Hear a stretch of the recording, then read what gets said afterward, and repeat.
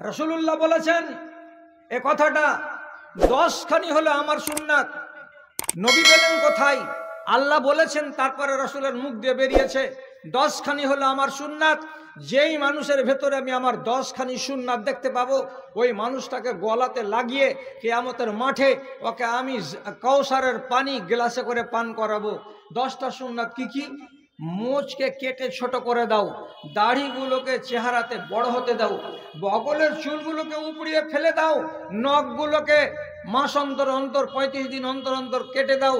তোমার যৌনাঙ্গে, তোমার নাভির নিচে যে চুলগুলো জন্মে আছে, সেই চুলগুলোকে 40 দিনের আগে আগে কেটে সাফ করে দাও।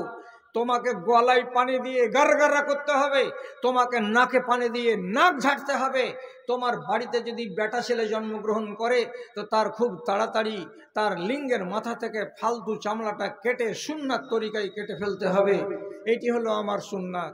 এখন যদি কোনো একটা মানুষ সকালবেলাতে নিজের আঙনাতে বেসিনের সামনে এত বড় কাঁচের আগে দিকে খাড়ো হলো, আর শেভিং ক্রিম লাগিয়ে দিয়ে রেজার বাহির করে এমনি করে ধরলো, দিক থেকে চেঁচে নামিয়ে দিল গালটাকে, গালের উপরের চুলগুলোকে এদিক থেকে সবটিকে চেঁচে নামিয়ে দিল, চুরুস করে দিল গোটা গালটাকে, ঝকঝকে চিকন বাড়িওয়ালির মতো করে দিল।